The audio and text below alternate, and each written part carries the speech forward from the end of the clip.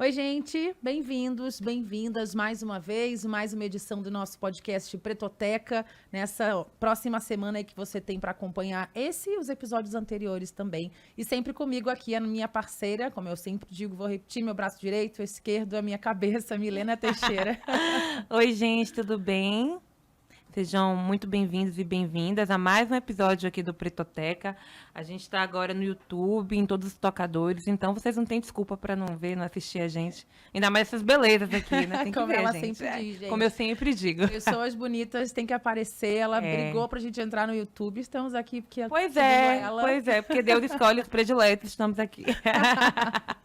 Bom, gente, o nosso tema de hoje é um assunto que está presente nas nossas vidas desde sempre. A gente vem estudando bastante e trabalhando para conversar sobre esse assunto aqui, trazer ele aqui para o Pretoteca. Hoje a gente está falando de humor, né, Milena? Pois é humor.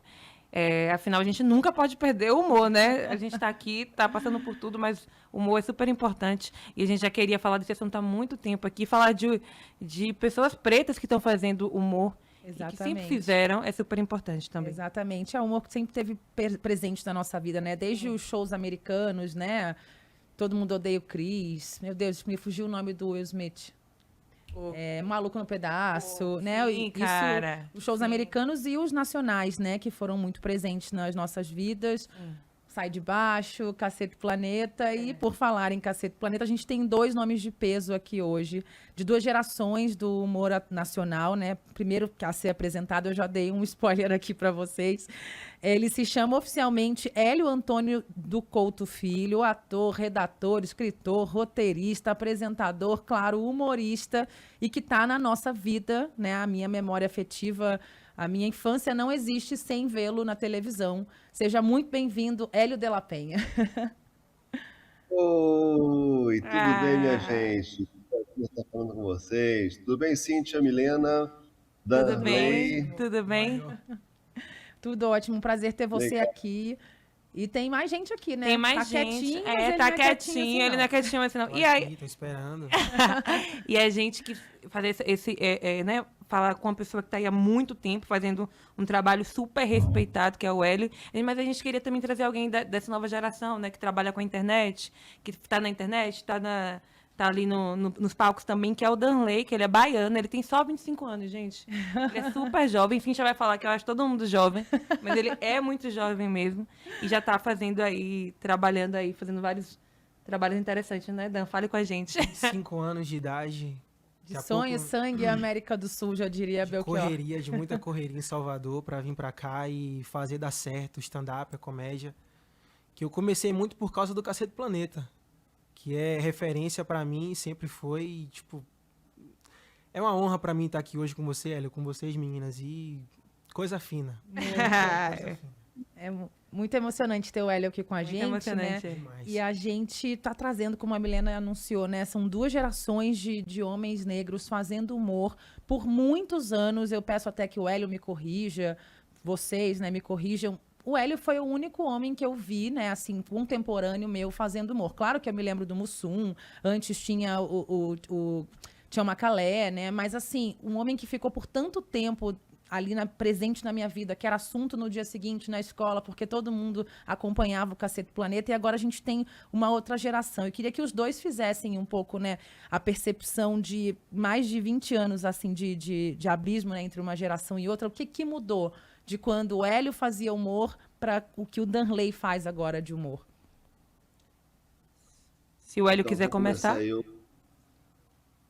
eu. Porque o Darley não tem condição de falar de 20 anos atrás. Ele tinha...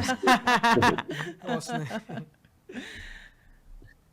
Olha, realmente, eu tive poucas referências de comediantes pretos atuando, né?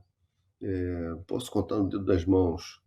Eu assisti, assim, quando era garoto, assisti o Grande Otelo já fazendo reprises de filmes na televisão, do seu Tempo da Chanchada, e depois ele fazendo participação em programas de humor do Chico Anísio, né?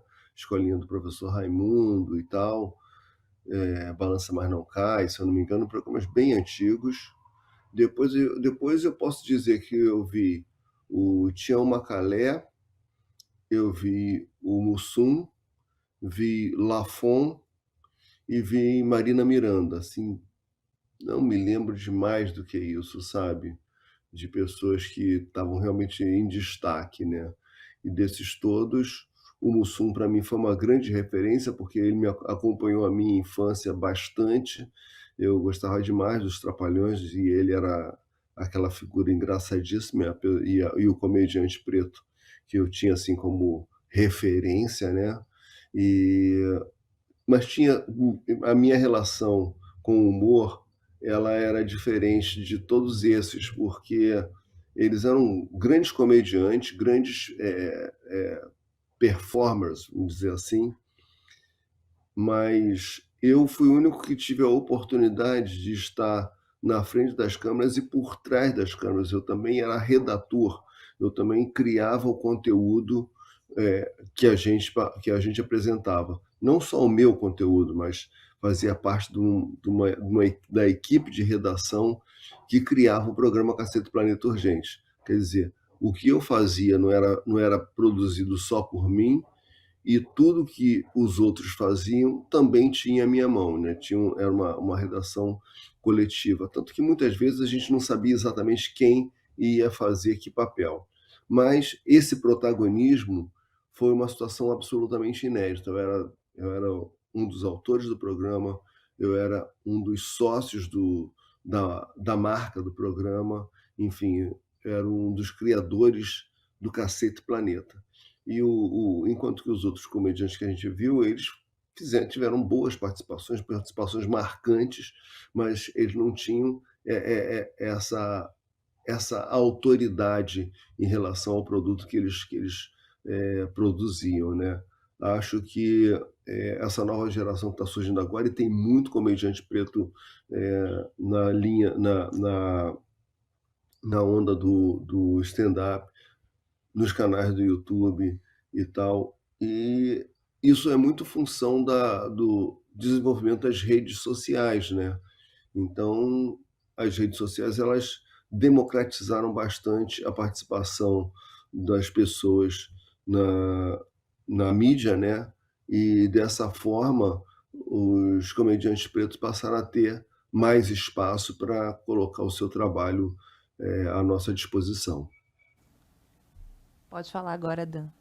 Eu acho que é isso mesmo aí, né? Tipo, a internet ela veio para poder te dar muita liberdade para você criar um conteúdo, para você não precisar, tipo, passar pela mão de muita gente, sabe? Você ser o seu roteirista, você que coloca a cara ali se você quiser também. Eu acho que a facilidade de hoje é isso. É a internet te dando assim, você pode colocar esse material aqui. É muito do público, a cobrança é muito do público, de você fazer um determinado material, o pessoal não gostar, e você ficar com aquele receio, tipo assim, pô, será que é isso mesmo? A internet, ela te traz Esse retorno. esse retorno, sabe? Sim. E, tipo, o stand-up, ele é muito isso também, que o stand-up é o retorno imediato. É você ali no palco, fazendo ali o seu texto, o que você trouxe pra galera, e aí se o pessoal vai comprar ou não. Aí depende muito de você ali, né? Entendi. Essa questão, né? É uma forma diferente de produzir o conteúdo. Sim. Hoje, como é que você produz o seu conteúdo? Tem uma coisa que está em alta e aí você... Não sei, como é? Você Hoje, pensa... basicamente, eu não penso em trabalhar muito nos temas atuais. Trabalho, sim, no stand-up. Mas nos vídeos, não. Eu faço mais o que eu gosto mesmo, que é engraçado, e a galera gosta e tá na internet. E é aí isso vai gerando visualização. Vai gerando visualização e a gente vai conseguindo atrair mais pessoas. Eu não sou uma pessoa com 2 milhões de seguidores no Instagram, né? Mas estamos tentando, estamos na batalha. Tudo tem um processo, né? Tudo tem um caminho. processo, claro. No tempo certo. Agora, eu comentei aqui inicialmente, né, sobre as mudanças, né, de um processo de criação para o outro, né? O Hélio vem de um momento que tinha todo esse processo, né? O caminho da televisão era algo feito no cantinho com 7 pessoas, né? Uma redação, pensando, passando por muita gente. Tinha ainda de passar pela TV pra gente reagir e comentar no dia seguinte, né? No seu caso, é aquilo ali, assim, rápido, em cima do Tudo palco. muito instantâneo. E você ali como humorista protagonista, né? Que a gente fala muito, é uma cobrança muito grande da necessidade de ter pretos, né? Pensando as ideias também, que é algo que o Hélio já fazia de uma forma disruptiva lá atrás. Mas uma coisa que mudou muito, que eu percebo enquanto público, é a questão do politicamente correto, né, Hélio? perguntas não, piadas que se faziam no seu tempo, né, que eu cresci vendo, cresci ouvindo, são completamente inimagináveis nos dias de hoje. Eu imagino até num show de humor, né, antigamente, ou nas piadas que se fazia, pensando no Mussum, nos Trapalhões, eram às vezes piadas autodepreciativas, né? O cara já entrava no palco, já começava falando mal de si mesmo. Ah, eu sou preto, eu sou gordo, eu sou careca. Isso. E aí hoje é o tipo de coisa que não passa. Você não pode fazer uma piada com quem tá na sua plateia porque a pessoa é gorda, ela é preta ou ela é careca, né? Então muda muito, né? Desde o seu tempo pro tempo do Danley, né, Hélio? Tem uma mudança aí, mas tem alguns detalhes aí que eu queria discutir com você, que, por Por exemplo, favor. o stand-up trabalha muito no humor autodepreciativo, né? Sim. Então, a questão mais que se coloca é a questão do lugar de fala, né? Então, se eu tenho autoridade para fazer uma piada sobre preto, assim como o Darley, entendeu? Não tenho autoridade, não tenho lugar de fala para fazer uma piada sobre judeu ou sobre gordo, né? Ou sobre lésbica, entende? Aí acaba se tornando campos minados, assim, campos delicados, né? Você tem que tomar bastante cuidado para fazer esse tipo de piada. Mas quando você está fazendo alguma piada que diz respeito a você mesmo, eu acho que você ainda tem essa liberdade. E assim, o que acontece também, hoje chama muita atenção a mudança que o politicamente correto acabou gerando, né? Mas a verdade é que em toda geração você tem piadas que foram deixadas de lado, piadas que eram feitas no passado e que naquele momento não são mais feitas, entendeu? Hoje, por acaso, tem essa questão do politicamente correto que parece mais assim um index, né? Que pô, você não pode fazer esse tipo de piada. Mas, assim, de uma forma geral, de geração em geração, piadas do tempo anterior, elas são deixadas de lado, simplesmente porque elas não produzem mais gargalhadas, as pessoas não riem mais daquilo, entendeu? Então, se hoje você tem como absolutamente natural na sociedade um casal gay, entendeu? Fazer uma piada que a graça está no fato de um homem estar namorando um outro homem, isso perdeu o punch, né? Entendeu? Coisa que quando eu era garoto, quando, enfim, estava até no cacete e tudo mais, isso ainda era um tabu, sabe? Por poucos casais saíam do armário.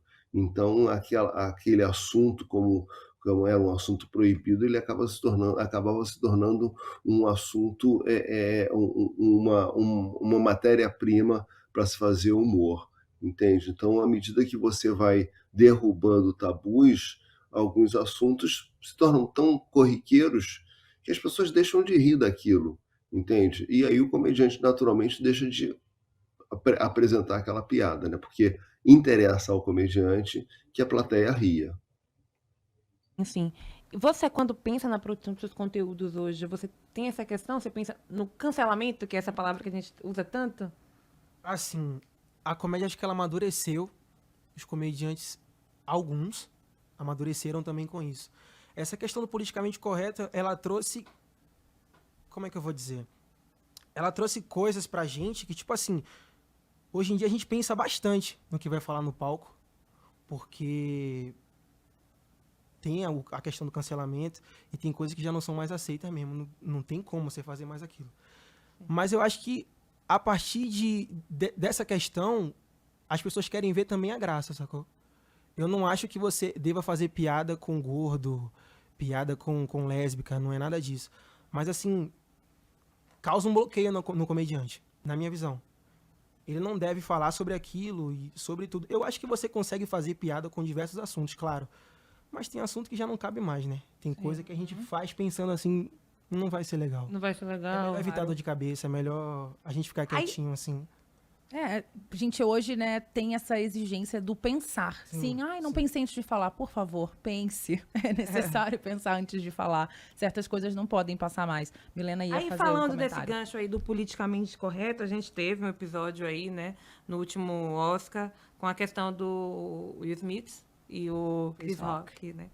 A gente teve essa questão aí, e eu escutei o assunto Hélio, o podcast que você falou sobre essa questão em relação a que esse caso reforçou uma ideia estereotipada, né, de associar o homem negro, de homens negros e violência e a violência. Eu acho que naquele período o Will Smith ele nem tinha sido penalizado ainda, né? Porque ele foi punido agora, ele pode ficar 10 anos sem participar do. Muito agressiva nessa Foi pena. uma punição super agressiva, enfim, e tem um monte de gente falando um monte de coisa.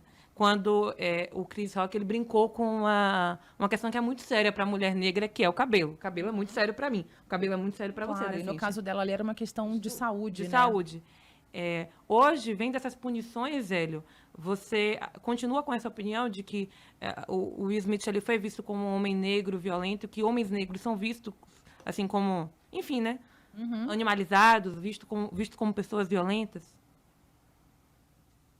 Eu acho que nessa história toda, as pessoas acabam vendo apenas uma possibilidade de reação do Will Smith, que era se levantar lá e dar uma porrada no cara. Eu acho que existiam várias outras possibilidades dele reagir e até sair melhor na foto, nessa história toda, entende? Se ele levantasse, fosse lá, pegasse o microfone do Chris Rock e respondesse verbalmente, eu acho que ele desmoralizaria o Chris Rock, entendeu? E sairia por cima nesse episódio. Agora, eu acho muito desproporcional você responder com violência física uma piada verbal, seja ela qual for, entende? Essa é a minha opinião, porque eu acho isso muito perigoso e isso, inclusive, acaba chancelando determinadas atitudes que, como são radicais, as pessoas, porra, tendem a rejeitar. Mas aqui, se você tem um terrorista islâmico que entra numa redação e metralha os humoristas porque eles falaram de Maomé, sabe? Maomé também é um assunto muito, muito delicado para o muçulmano. Mas ninguém ali matou ninguém com a piada, sabe? Então eu acho que é uma reação desproporcional à ação, entende? Muito desproporcional. Então eu acho que a gente tem que tomar cuidado, sabe? Eu acho que você tem formas de reagir, formas de rejeitar, formas de criticar, sem que você tenha que partir para a violência física, entendeu? E eu, de fato, acho muito ruim quando dois homens pretos num evento mundial, sabe, tem que resolver a coisa na base da força física. É isso, Hélio. Eu acho bem complicado essa questão, porque, tipo assim, isso dá margem para o comediante estar no palco. E aí que eu acho que comédia é teste. O comediante estar no palco e fazer uma piada que sou infeliz naquele momento, e a pessoa partir para agressão, sacou? Tipo, qualquer pessoa no palco, a pessoa vem e agride. Isso é muito ruim. É tipo assim, você tá trabalhando com outra coisa. Vamos supor que você seja um motorista de ônibus. Você fez uma curva errada. O cara, pô, como é que você faz isso e tal? E levantar para te agredir. Eu acho que Ou até não um jornalista cabe fazendo uma pergunta, porque às vezes a gente faz. precedentes, É nossa né? obrigação, né? Jornalista faz muito. A gente faz perguntas que. às vezes, São incômodas, né? Jornalismo é para incomodar, é pra né? incomodar. Jornalismo é pra incomodar. Se não estiver incomodando. Aí, vocês citaram algumas situações. O jornalismo, volta e meia, tivemos casos de jornalistas agredidos por conta de uma pergunta, não é verdade? Sim, claro. E essa situação do comediante ser agredido no palco, o Danley, sabia que já existiu isso? Isso já aconteceu? Isso aconteceu em São Paulo, aqui, sabe? Um comediante gordo, que é o Ben Ludmer. sim, Depois dá uma pesquisada, Ben Ludmer, ele estava no palco, ele é gordo, ele estava fazendo piada sobre gordo, ou seja, era uma piada autorreferente. E aí um espectador gordo não gostou da piada, se levantou, foi lá e deu um soco nele no palco, Meu Deus. entendeu? Então, quer dizer, esse tipo de situação, a gente não pode aprovar esse tipo de atitude. Sem Sim, dúvida. sim, sem dúvida, com certeza. Agora eu queria que a gente falasse de uma questão, né, que levou um pouco de tempo para que o Hélio se colocasse numa certa posição, né, e eu quero a sua opinião também. na questão de se entender como homem negro, né? Até eu também, que sou mais velha que você, essa virada veio um pouco depois, que muitas vezes, por exemplo, a Milena já se reconhece dessa forma há bastante tempo. O Hélio teve essa virada de um tempo até mais recente, né? O Hélio tá com 62 anos, me corrija se você tiver feito aniversário nesse meio do caminho. Acho que não, né? Que você faz agora outubro, se eu não me engano, Hélio, agosto? Confundi agora. Sim. Julho, nenhum dos É em dois, junho. gente. Mas pronto, não fez ainda. Tá com 62. E eu queria que a gente trouxesse um pouco assim a questão do sentimento de se entender como negro e também o racismo, né? Começando com ele, você acha que assim você foi de certa forma a sua projeção, né, dentro da maior emissora do país acabou te blindando de certas formas do entendimento do que era ser negro naquele ambiente de maioria branca, né? Do entendimento do racismo em si. Não que ele não existisse, mas de você se entender como homem negro. Eu queria depois a opinião do Hélio também, né? Do Hélio não, do Danley, de estar nesse lugar de humorista negro agora, né? Com esse gap geracional que tem entre ambos. Eu acho que essa questão, no meu caso, ela vem de antes, entende? Eu acho que dentro de casa mesmo não havia uma discussão sobre a questão racial, sabe? Então, isso dificultava muito que eu criasse a minha autoidentificação. E havia uma baixa autoestima muito grande da pessoa preta que, enfim, que se sentia inferiorizada e acabava não tendo como discutir isso, não tinha como conversar sobre isso, ficava uma coisa meio contida, sabe? E eu acho que assim a formação que eu recebi era muito mais no sentido de você tentar se adaptar ao mundo das oportunidades que era, de uma forma geral, conduzido pelas pessoas brancas, né? E você tentar se infiltrar naquele mundo e engolir determinados sapos e seguir em frente para ver se você conseguia um espaço. Recentemente, toda essa discussão da questão racial ela ficou mais presente e as pessoas discutiam isso não só em casa, como com os amigos e tudo mais. Então, isso facilitou a pessoa se reconhecer como negra e levantar essa discussão enfim, e apontar, inclusive, traços de racismo, às vezes até sutis, né? Que hoje você detecta até na forma de falar, na forma de se dirigir a uma pessoa preta e tudo mais, né? Então, eu acho que era uma questão que não dá para você restringir a uma emissora ou a um determinado meio. Era algo que a sociedade via dessa forma e que, enfim, que felizmente vamos evoluindo, sabe? À medida que a gente vai se afastando do período da escravidão, você vai mudando a forma dos negros serem vistos, né? Então, vamos lembrar que tudo começou quando nós éramos apenas mercadorias, entendeu?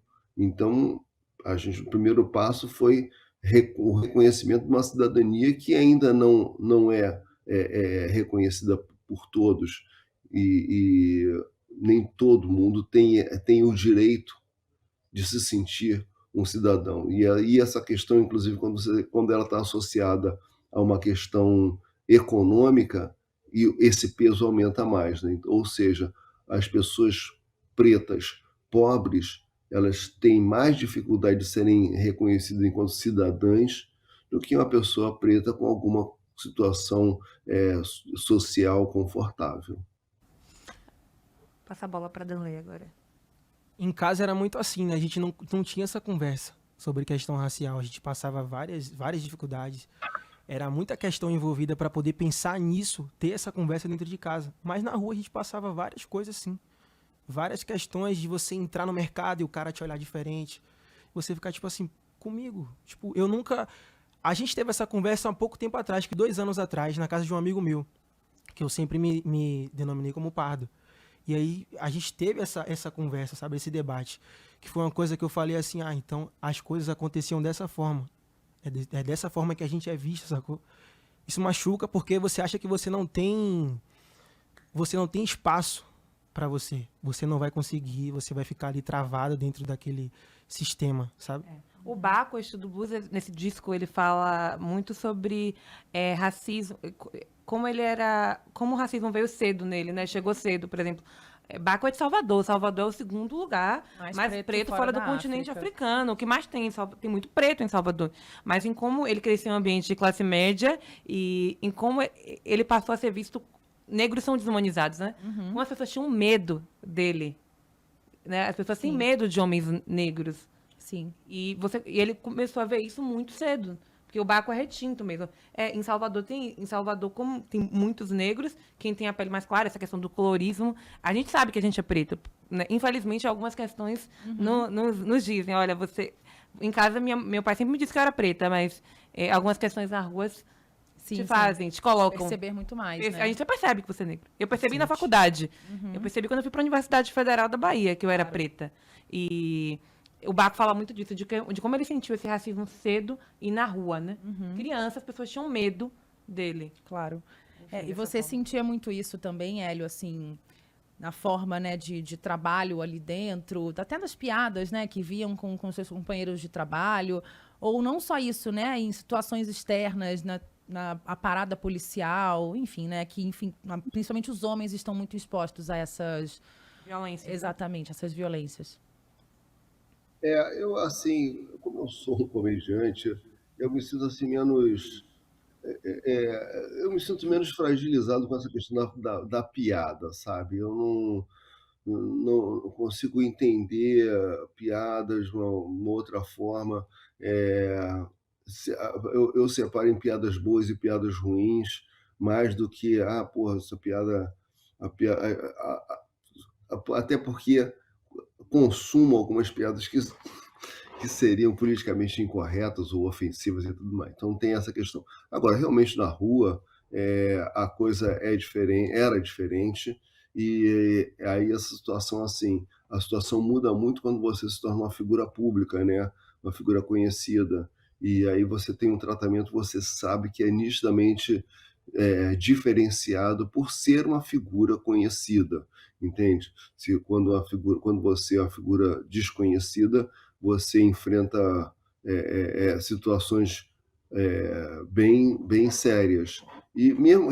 Assim, mesmo hoje, quando eu estou, por acaso, numa situação em que eu não sou reconhecido como Hélio, como eu sou apenas um preto, basta estar num grupo de amigos pretos caminhando na rua, a atitude é essa, né? E quando a pessoa se aproxima e vê, não, ele é o Hélio, é o cara conhecido, é o cara que foi da Globo, não sei o que e tal, a postura muda bastante, né? Sem dúvida que é bem assim, né? A situação que a gente acaba se acostumando e acaba aprendendo a se defender desse tipo de atitudes, né? Pois é. Mas como a gente está falando aqui também de humor, né? De coisa para dar risada, eu queria saber de você, Hélio. Qual foi o personagem que você fez, que você mais gostou, que marcou, sabe? O Danley falou que se inspira em você, que se inspira nos seus personagens.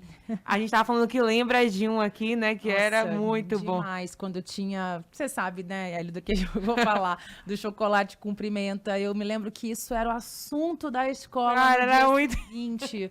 E eu nem sei se é o seu preferido, mas assim, provavelmente virou do público. E o Danley também disse aqui que é o que ele acha mais sensacional, né, o que marcou muito. Esse personagem, assim, sem dúvida o personagem que mais chama a atenção. Eu acho muito engraçado, assim, porque eu fiz esse personagem apenas uma vez, e era um quadro de 30 segundos, era uma paródia do comercial da novela Chocolate com Pimenta. Então ele passou muito rápido, mas ele marcou demais, as pessoas adoram. Sem dúvida, hoje é o quadro dos que eu fiz, é o quadro que as pessoas mais lembram e mais comentam comigo, sabe? Mas eu gostei muito de fazer. Eu gostava muito de fazer a Chicória Maria, por exemplo, achava o máximo, entendeu? Fazer a paródia da Glória Maria. Gostava muito de fazer paródia do Pelé. Gostava de fazer paródia do Michael Jackson, sabe? enfim, tem muitos. É porque a gente foram 20 anos fazendo personagens, então tem muita coisa ali, muita coisa boa, divertida que eu fiz. Eu curti até, às vezes, até personagens anônimos, sabe? Ali, um sujeito que consumidor do produto das organizações Tabajara, enfim, o locutor do Tabajara Futebol Clube. Eu fiz o A Tocha Humana também Isso era sensacional. Era muito bom. dos brasileiros, né? Enfim, gostei bastante. Mas eu queria voltar um assuntozinho sobre Salvador. Por Eu favor. estive agora em Salvador Ai, recentemente, né? Fui Salvador. fazer show. Ah, Fiz show com o João Pimenta e João fiz show com o Pimenta. Ivan Santos, lá Na The Comedy House. como é que chama? Comedy House. Muito legal da Comedy House. Né? Mas uma coisa que me chamou a atenção na rua em Salvador, que não mudou muito, foram os outdoors que continuam não tendo negros, né? vamos falar. Você Ai, entra quero.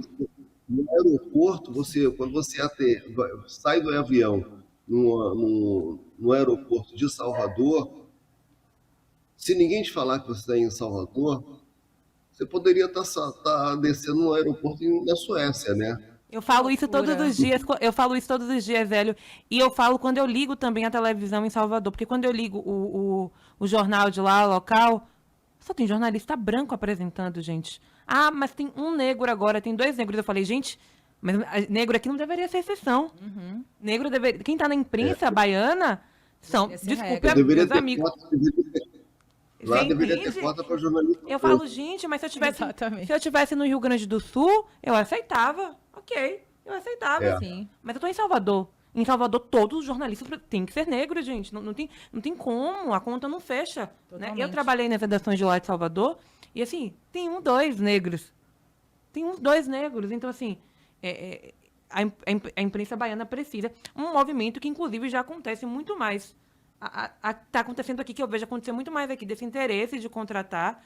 E aí, eu falo do jornalismo porque tem É a a questão da nossa comunicação, área, da né? publicidade. E porque você aparece ali, né?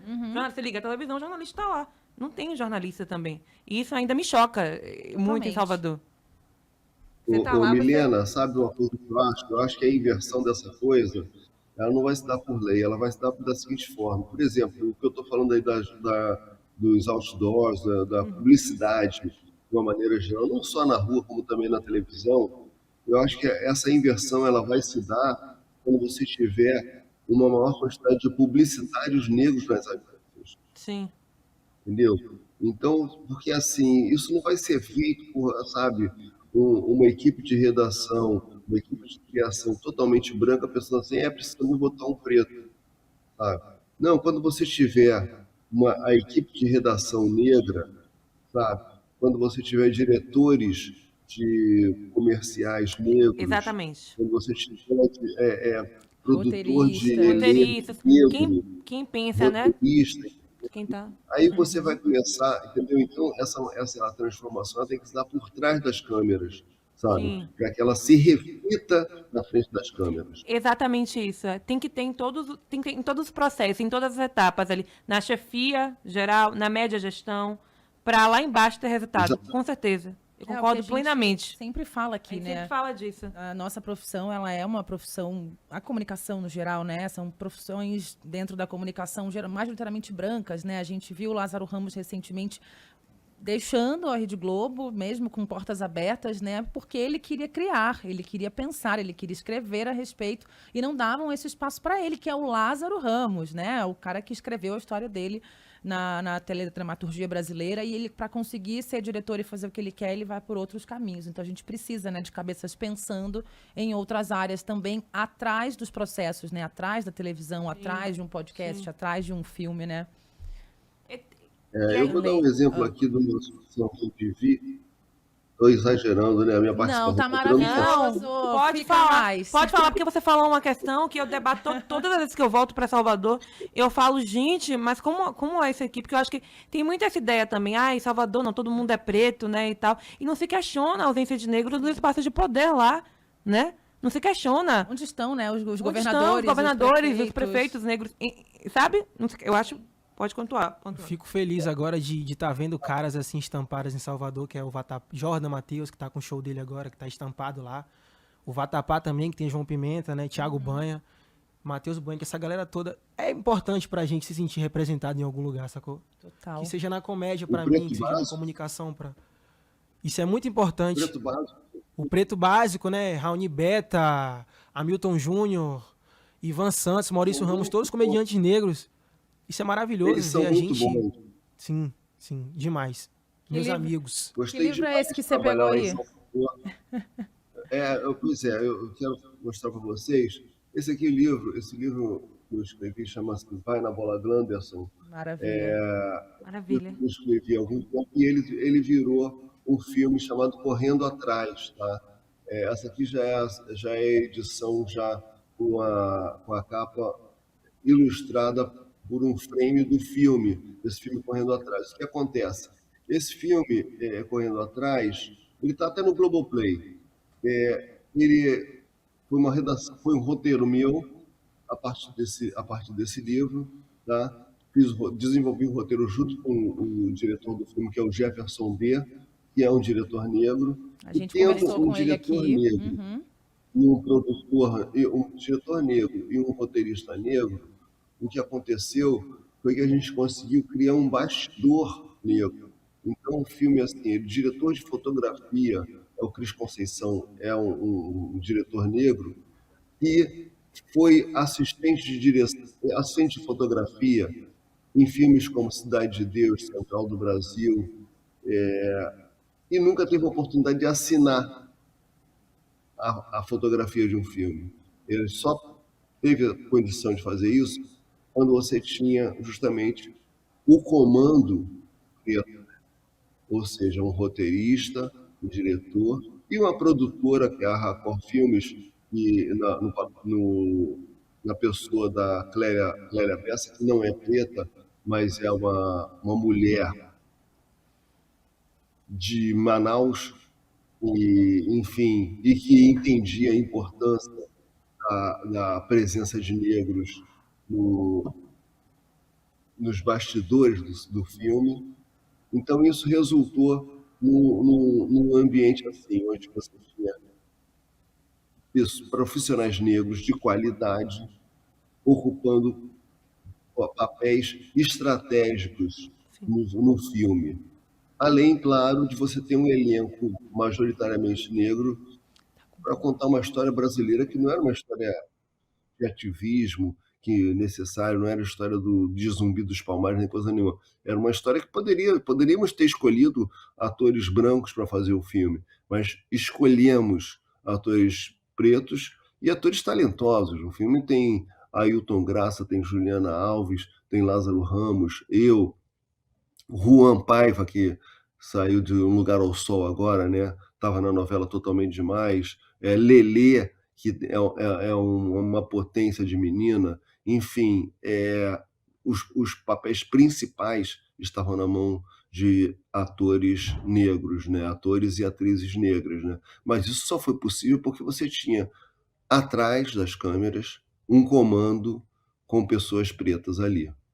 Totalmente. E é um movimento, né, Hélio? A gente sempre conversa aqui que ele só se concretiza a partir da luta do movimento negro, de pessoas que estão lutando por isso. Porque se for a gente esperar desse sistema que já está estabelecido, ninguém vai querer fazer uma modificação por nossa causa, né? Agora, essa mudança de narrativas, né, traz um novo público, né, traz uma nova plateia, traz novos profissionais querendo fazer essas coisas, né? A gente já sabe que o negro ocupou espaço de qualidade no esporte há muito tempo, na moda, né? Pode melhorar muito mais ainda na publicidade, mas a gente precisa se ver mais, né? Ter espaço, porque há intelectuais, há gente pensando, gente escrevendo, gente dirigindo o tempo inteiro. Agora, voltando para essa questão do teatro, né? Do humor que tem a ver com vocês, falando sobre essa mudança de cabeças pensantes, né, que muda as narrativas e muda o público e muda as plateias. Por exemplo, eu tive no show do Yuri Marçal aqui em São Paulo 2 vezes, né, ali no Renaissance, que é numa área nobre de São Paulo.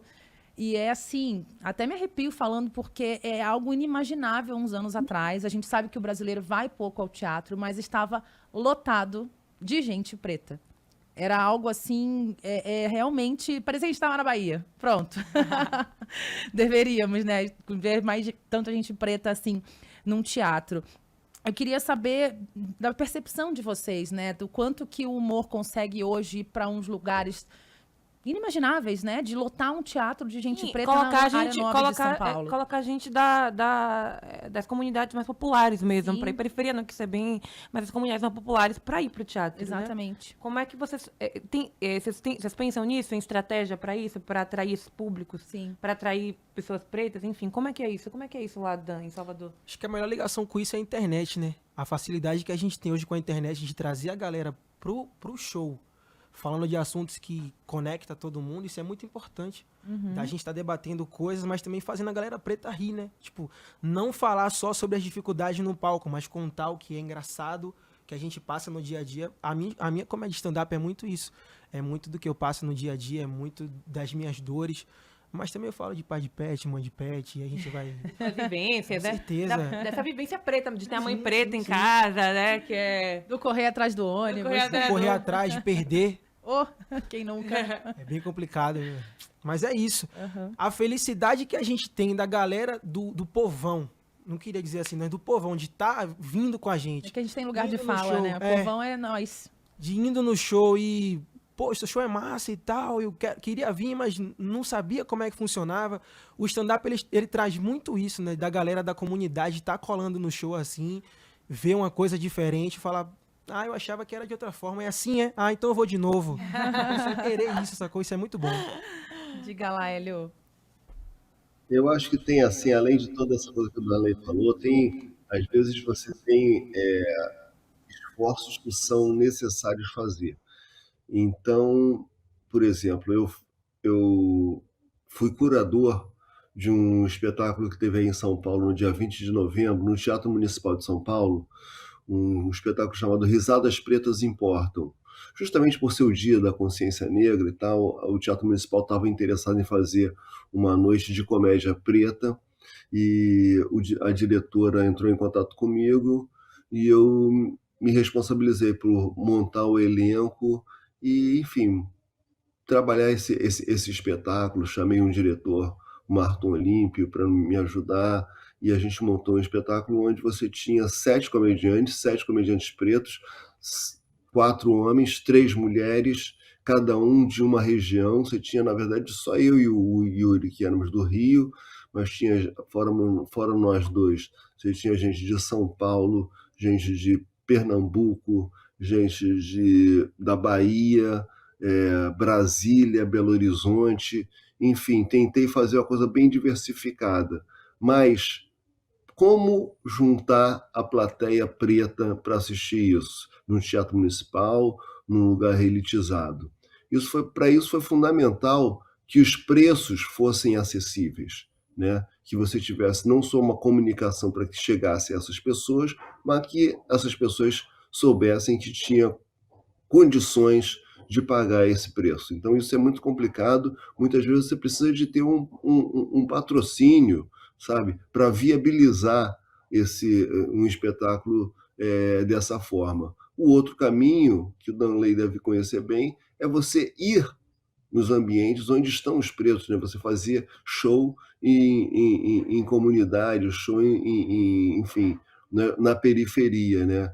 Onde está a pessoa, onde ela se sente à vontade. Então, eu acho que tem uma série de iniciativas aí que são importantes de serem feitas.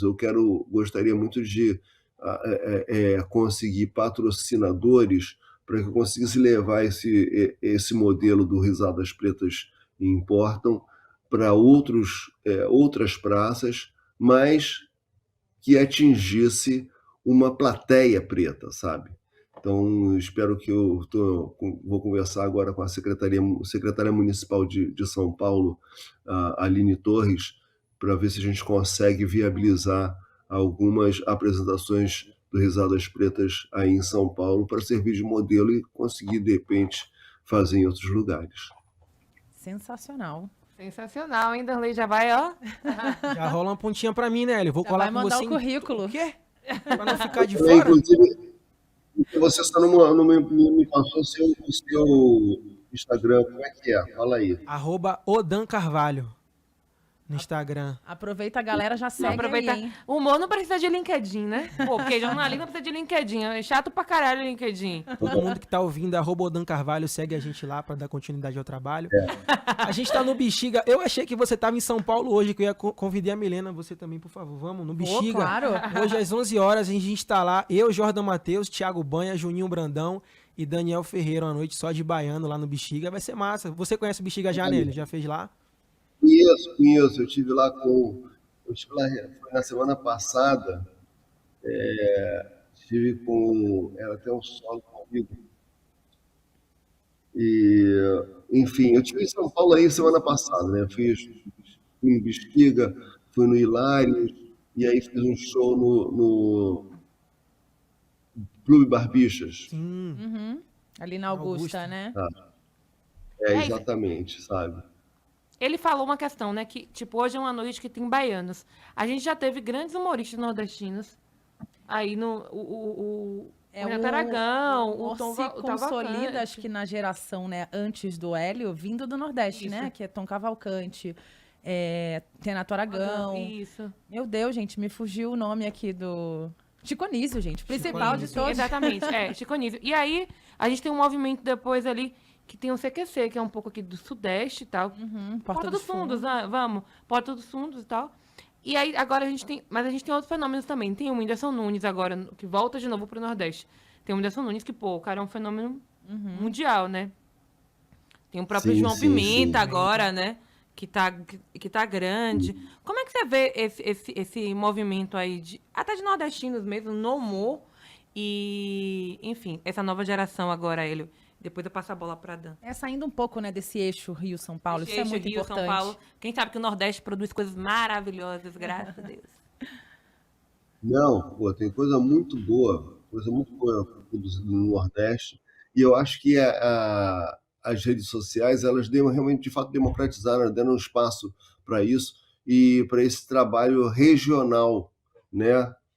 É muito bacana essa possibilidade e que o pessoal do Nordeste tem. Eu fui agora tanto a Salvador quanto a João Pessoa e tive contato com profissionais muito bons nas duas cidades, entendeu? E que provavelmente pessoas que a maioria só é conhecida na região. O Ivan Santos, por exemplo, ele está numa batalha de exposição, mas ainda está complicado, né? Entendeu? Mas as redes sociais, de fato, permitiram esse tipo de avanço, né? Lá no Nordeste, assim, a comédia em Salvador, ela é básica, que é o meu lugar de fala, né? A comédia em Salvador. Eu acho que é isso, a gente tá muito na batalha lá pra poder fazer a coisa acontecer e continuar acontecendo, né? Com a minha vinda pra cá agora, eu quero muito que dê certo tudo que eu vim fazer aqui, os shows, continuar escrevendo. E é isso, é continuar fazendo pra não desistir de fazer. É basicamente isso, continuar nessa luta, continuar nessa batalha, né? Porque pra gente lá sempre foi muito mais difícil. Ver o João Pimenta agora onde ele tá, Jordan Matheus, que pra mim são pessoas que me inspiram todo dia, que eu tô em contato assim mais próximo. Isso é muito bom ter essa rede de apoio, sabe? Essa galera que tá com a gente de lá. Basicamente, quem tá fazendo show lá, quem tá no humor lá, consegue fazer show, como é que é? De onde é que vem a renda? Como é que sobrevive? Eu acho que hoje, pra não mentir, não tem ninguém fazendo só stand-up em Salvador, né? Acho que hoje não tem ninguém fazendo. Viver só disso, é né? bem complicado. Aqui tem uma galera já. Mas lá não, lá tem o Pimenta que faz outros trabalhos. Tem Jordan que tá aqui, é de lá, mas, tipo, Veio pra cá, né? veio pra cá. E eu vim pra cá agora também. O Eu João acho que é Pimenta muito tá isso. o João Pimenta tá arrasando no Porta dos Fundos, né? Demais, demais. Coisa bonita de ver. E é isso mesmo. O Whindersson Nunes que batia no pé que ele não ia vir pra São Paulo, que ele não ia vir acabou vindo, né? Não Uma tem hora ou muita outra a vida, pessoa- né? Eu vim porque ele não vai brincar. Mas legal ver você e o Whindersson e quem quer que seja alavancando o nome dos seus lugares, assim, né? Não ficando só no eixo mais Rio-São Paulo. Bom, gente, a conversa tá boa E tem demais. Diga, Hélio, diga. Pode Aí falar, só- pode. O Kedmin Silva, que é um Quedinho. comediante preto excelente, e as pessoas já nem associam mais, mas ele veio de Pernambuco, veio do Recife, né? E está aí já radicado em São Paulo já há muito tempo. E eu gosto muito de ir para show com ele aí. Ele tem um show agora ele faz um show com o Guto Andrade, chamado Para Maiores, lá no Hilário. Enfim, além do seu solo que ele está rodando por aí, né? E, enfim, pessoas muito boas, pessoas que... O Yuri Marçal também está sempre rodando aí, está com Sim. um destaque muito grande, né? Enfim, felizmente a gente está conseguindo criar um espaço maior, não só para homens, mas também algumas meninas pretas, como a Nini Magalhães, aí em São Paulo, muito, muito boa. Bruna Braga também, Tamires, né? excelente Ah, comediante. tem a Tamires também, né? A Tamires Borsan é muito boa. Ela é muito boa. Ela é muito Tem boa. uma leva muito legal, é muito importante, né? A gente começou O essa. stand-up dá essa oportunidade porque é muito econômico, né? Você o artista, o microfone e acabou, né? Uhum. Exatamente, não precisa. Não é tipo uma banda, né? Que tem problema, tem briga, casamento, que é quase um casamento a banda, né? Bom, gente, eu ia encerrar, não quero encerrar, porque assim, eu não vou mentir pra vocês, não. O Hélio, a gente já passou 20 minutos do tempo dele. É. Mas ele tá curtindo tanto, eu Exato. acho, falar com a gente, que eu tô com medo, não sei se eu encerro ou se eu encerro. O Hélio, é você que manda. A gente fica mais Não, 5 minutos, já estamos indo, né? infelizmente eu gostaria de encerrar, porque senão daqui a pouco eu vou apanhar aqui. Depois já tá. Fique tranquilo. Mas olha, foi um prazer ter você aqui com a gente, né? Essa mistura de gerações, a gente vê que o humor, ele se reinventa, ele também traz uma movimentação política, né? Uma mudança de estrutura, de pensamento, ele reflete o tempo dele, né? Então, cada um aqui trazendo a reflexão do seu tempo para a gente poder rir e pensar junto. Foi muito bom conversar com vocês, Hélio. Obrigada, viu? Obrigada, Hélio. Foi muito bom Muito bater obrigado. esse papo com você, viu? Muito bom mesmo. Eu entendo você não ter Sigam o vindo hoje. @Lapena Pode e repetir. sigam o Dan Carvalho. Arroba o Dan Carvalho. Eu fiquei assim, caramba, eu vou conhecer Hélio de la Penha hoje, porque tipo, quando teve um show em Salvador, eu falei, vai ser agora. Vai ser agora que eu vou conhecer o homem, mas não foi dessa vez. A gente vai trabalhar junto ainda. Sem Eu dúvida. espero, com fé em Deus. É um prazer, foi um certeza. prazer ter falado com você aqui, viu, Hélio? E nós seremos as madrinhas, Prazer, hein? Olha Dan. eu. Olha, legal. Beijo, Hélio. Legal. Beijo, Hélio. Obrigada, Tchau, viu? tchau. Cíntia, Milena. Beijo. Prazer, até breve. Beijo. Tchau, tchau. Beijão.